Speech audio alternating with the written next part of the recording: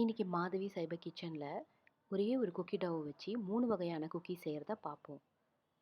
அவல் cookies, button cookies, அப்புறமா smiley cookies. இந்த குக்கீ செய்கிறதுக்கு 3 இன்க்ரீடியன்ட்ஸ் தான் தேவைப்படும். பட்டர், சுகர், அப்புறம் மைதா. ஒரு பவுலில் 125 கிராம்ஸ் ஆஃப் சாஃப்ட் பட்டரோட 1/2 கப் ஆஃப் சுகர் போட்டு நல்லா பீட் பண்ணுங்கள். நான் ஃபைன் சுகர் யூஸ் பண்ணியிருக்கேன். உங்களுக்கு வேணும்னா நீங்கள் பவுடர் சுகர் யூஸ் பண்ணலாம். அதுக்கப்புறமா 1 டீஸ்பூன் வெனிலா எசன்ஸ், அப்புறம் இந்த குக்கீஸ்க்கு தேவையான 2 கப்பு மைதா, அப்புறம் 1 சிட்டிகை உப்பு எல்லாம் போட்டு நல்லா மிக்ஸ் பண்ணி விடுங்க.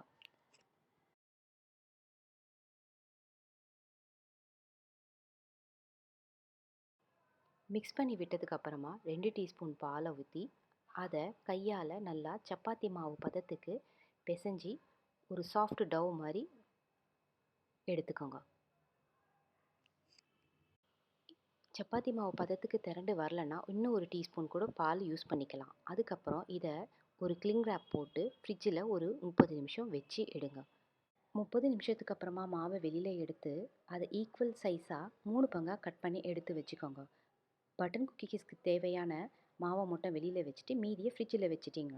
ஃப்ரிட்ஜில் வச்சது திரட்டினீங்கன்னா உங்களுக்கு ஈஸியாக திரட்ட வரும். அதை 1/2 இன்ச்சு திக்னஸுக்கு மாவை திரட்டிக்கோங்க.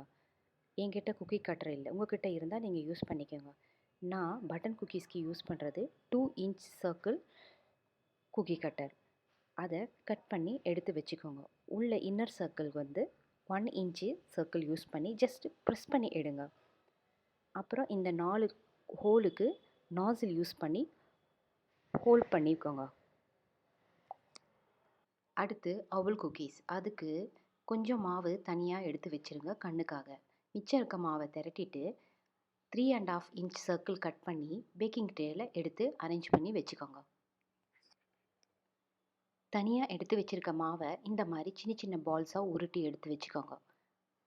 பாதாமை 2 ஆஃபாக கட் பண்ணி எடுத்து வச்சுக்கோங்க.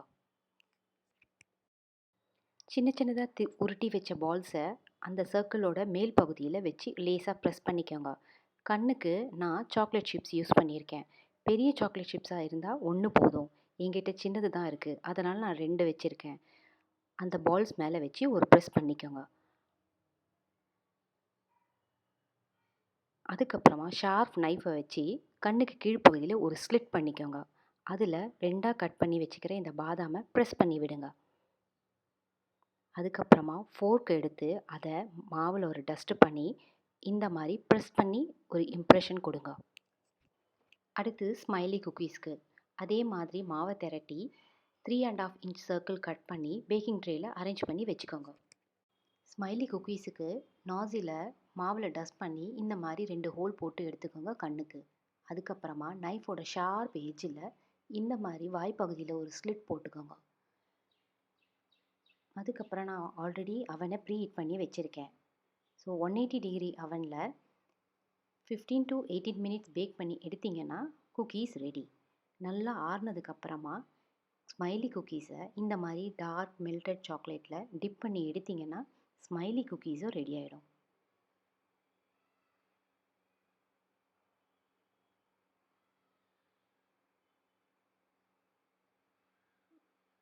உங்களுக்கு இந்த குக்கீஸ் ரெசிபி பிடிச்சிருக்கோன்னு நினைக்கிறேன்.